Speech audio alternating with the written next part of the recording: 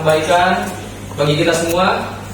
Saya Fikri dari organisasi Ikatan Pemuda Remaja Masjid Nurul Ma'mun yang disingkat ISMED, berdiri di sini untuk berpidato tentang Kepalestinaan. Yang saya hormati dan saya sayangi seluruh masyarakat Indonesia, terkhusus masyarakat atau warga Kota Bontang yang saat ini hadir pada aksi bela Palestina di Simpang Ramayana. Puji syukur kita haturkan atas kehadiran Tuhan Yang Maha Esa, atas kehadiran Allah Subhanahu wa Ta'ala, karena berkat limpahan rahmat dan karunia-Nya kita semua dapat berkumpul di sini dalam keadaan sehat, aman, nyaman, dan tentram. Sungguh berbagai keadaan tadi yang saya sebutkan tadi itu adalah sebuah bukti bahwa kita telah merdeka. Lantas, apakah cukup dengan itu kita lalai? Dengan itu kita melupakan segala bentuk penindasan yang terjadi kepada Palestina hari ini? Masyarakat Indonesia tidak bisa menutup mata. Kalian harus bangkit, semangat untuk mendukung warga Palestina. Kalau kalian melihat di HP Anda ada yang berseliweran tentang Kepalestinaan, tentang kekejaman yang terjadi di wilayah Palestina, maka ayo kita dukung dan berikan semangat kepada warga Palestina. Kenapa tidak? Semenjak negara ini berdiri, salah satu cita-cita dari seluruh bangsa Indonesia itu sudah termuat dan terkandung di dalam konstitusi negara Indonesia, yaitu di dalam Undang-Undang Dasar Negara Republik Indonesia tahun 1945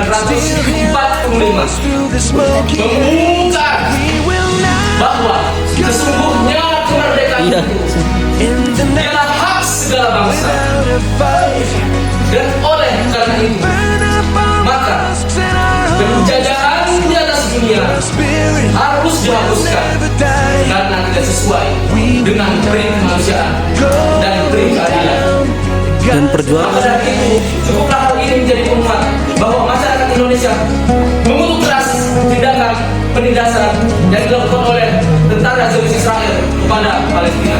Takbir.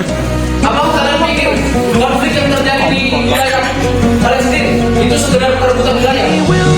Apakah kalian pikir perseteruan yang terjadi di Gaza itu adalah konflik agama? Tidak. Hari ini pendapat-pendapat itu tolong disingkirkan terlebih dahulu. Karena sebab di Palestina tidak hanya umat Muslim yang ada umat Nasrani dan ada umat Yahudi. Bahkan di sana bom-bom dijatuhkan. Tidak cuma masjid yang caranya, gereja pun menjadi target. Bisa dicek di Google atau di akun sosial kita. Dan juga kalau kita melihat aturan perang, aturan militer, itu antara tentara dengan tentara dari negara yang berperang. Tapi ini tidak, antara tentara dengan masyarakat sipil.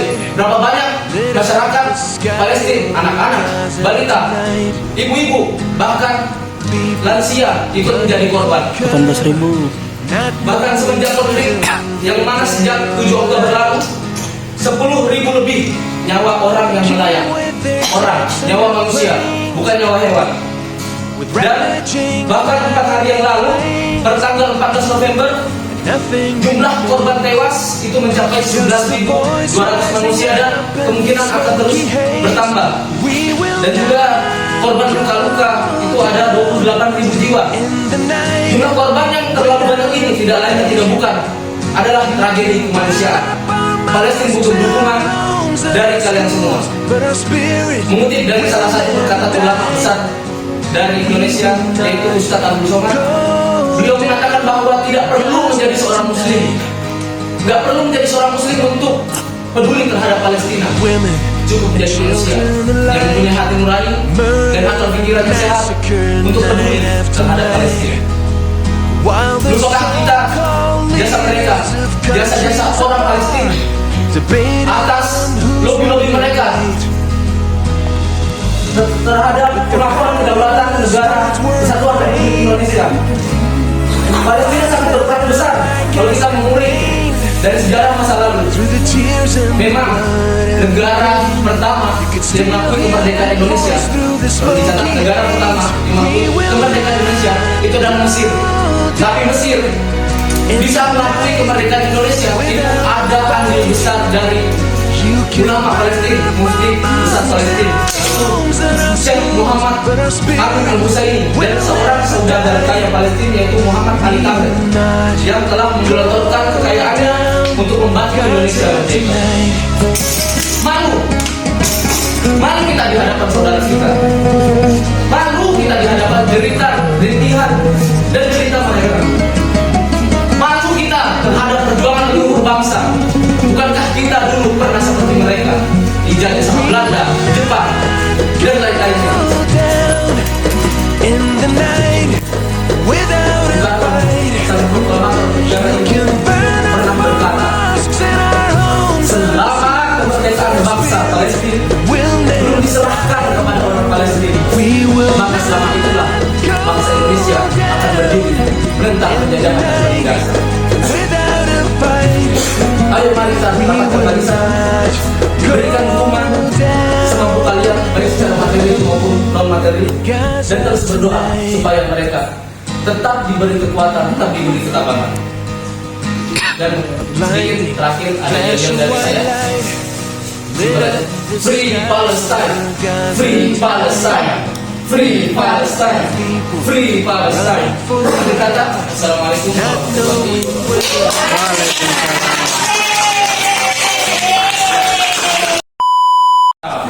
Betul Pak. Terutama di bagian handphone ini yang kita pegang sehari-hari ini ya. Kalian pikir aja itu ya, pekerja itu tidak menggunakan HP itu, terkadang mereka itu cuma pakai buat main. Ya lihat aja itu ya. Mohon maaf ini, saya pernah lihat cerita juga ya. Saya lihat itu di penjual pinggir pun yang kerja-kerja gitu, mereka malah main judi gunakannya.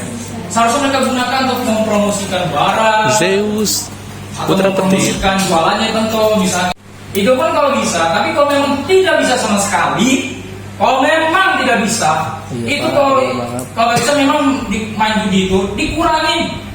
Ya misalnya contoh cuma 30 menit. Jadi kita itu fokus gunakan era digital ini cuma buat kayak promosikan sama barang kita jualan, ataupun ya biar kita itu tidak ketinggalan gitu loh, biar negara Indonesia ini maju, biar kita nggak kalah gitu loh.